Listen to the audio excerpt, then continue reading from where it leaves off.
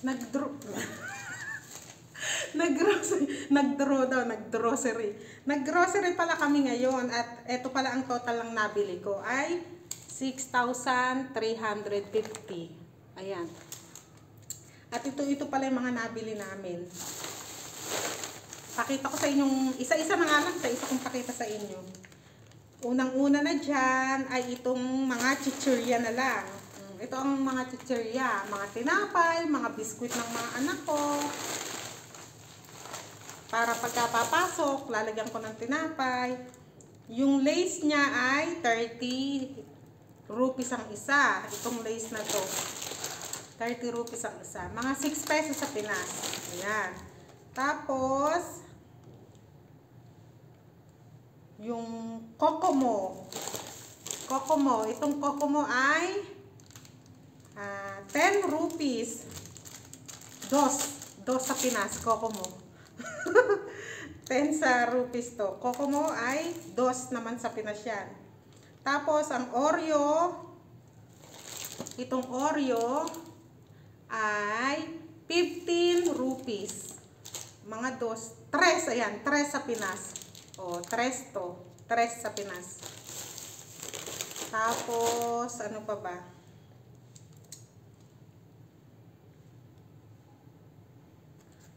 Ay, hayaan mo na nga yung mga ibang chichirya. Basta ganyan. Tapos, punta na tayo sa egg. Ayan, ang egg dito, ang itlog ay, bumili ko ng isang tray. Isang tray na itlog ay 700 rupees. Rupees talaga. 700 rupees. Mga, ano yun sa peso, mga 140 ang isang tray ng itlog. Ganito siya kalalaki. O, ang lalaki. O, big size na siya. 140 pesos sa Pinas ang itlog. O, malaki, big size. Tapos, ang rice ko. Kasi mga nagtatanong kung magkano ang rice dito. Yung rice kong binibili ay 340 rupees. Mga 65 pesos sa Pinas. Ganyan.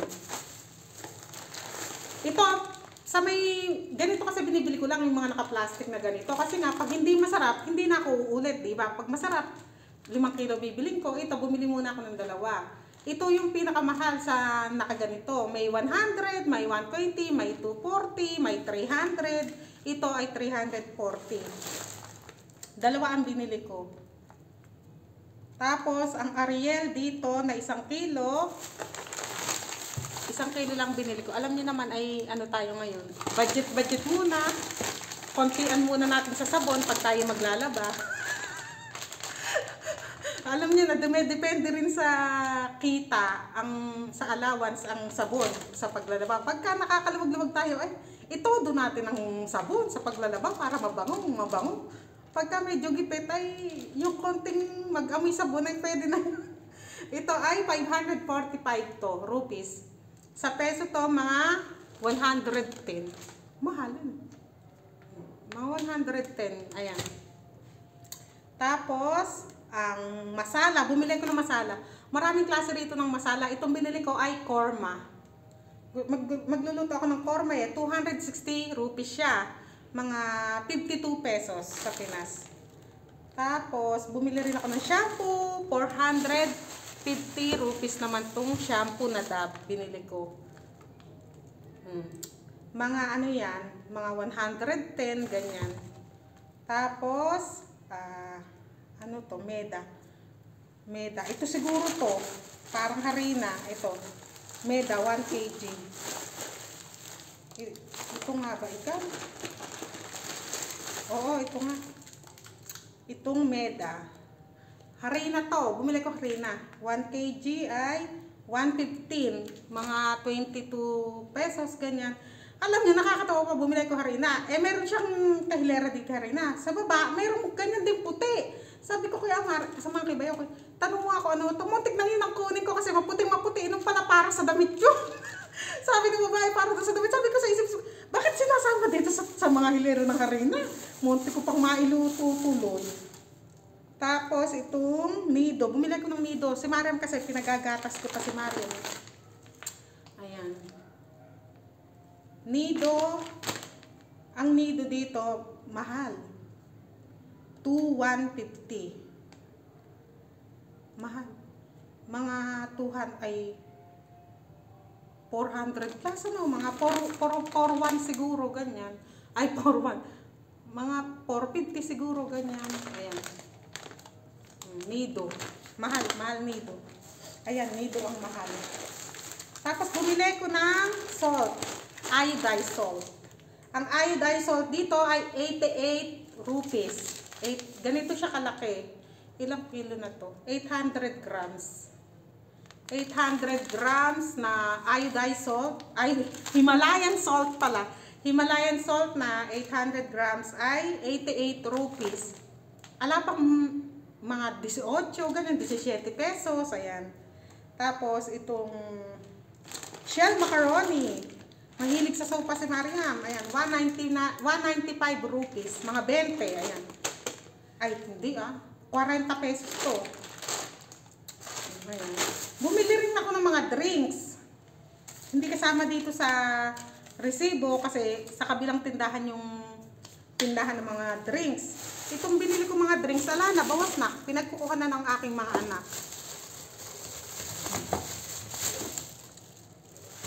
Pero itong lahat na to ay 900 lang. 900 rupees. Ayan, 900 rupees para sa drinks. Dalawang Coca-Cola bottle. Ang Coca-Cola ay 70 rupees. Mga 14 pesos to. Itong ganito. Mga 14 pesos. O sabi natin 50 na. Ay, sandali. Mga 15 pesos. Tapos, 15 pesos.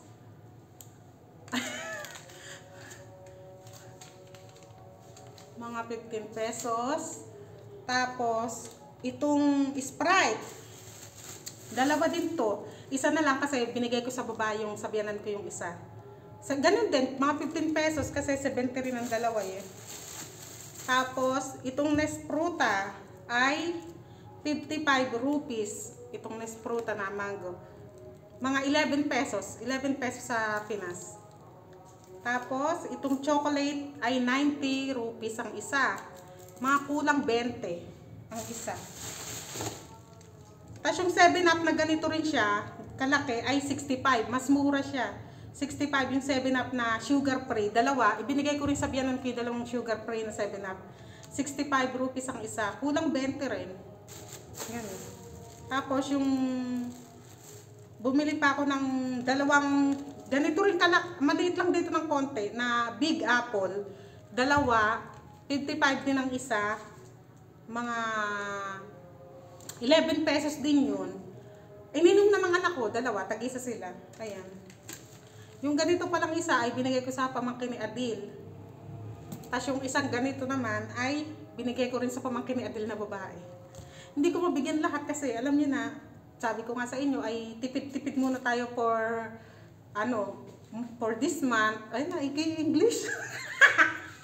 Tipid-tipid muna tayo dahil alam niyo na ay hirap-hirap ngayon sa buhay, kaya ayan, ay hindi muna tayo pwede magbigay sa lahat, ay yun na lang munang maliliit ang bigyan natin, ayan. Kasi nga tingnan mo, dala-dala wala binili kong drinks. Sa loob na isang buwan yan, ha? Ito, sa loob na isang buwan namin to.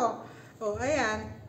Next month na ulit ako lalabas para bumili. Pero syempre, pagkaubos na yung bigas ko, papabili na lang ako. Ayoko na muna maglabas-labas kasi at ako natatakot nga, kaya minsan-minsan na lang tayo lumabas. Ayan mga kapanay, ha? Comment naman kayo dyan kung mahal ba yung mga tinda rito o mura. Ay, eto pa pala. 500 rupees. 100 pesos sa Pinas. Bumili pala ako mga pamoni ni Maria para sa pag pumapasok sa school. Ito, 100 pesos to lahat-lahat.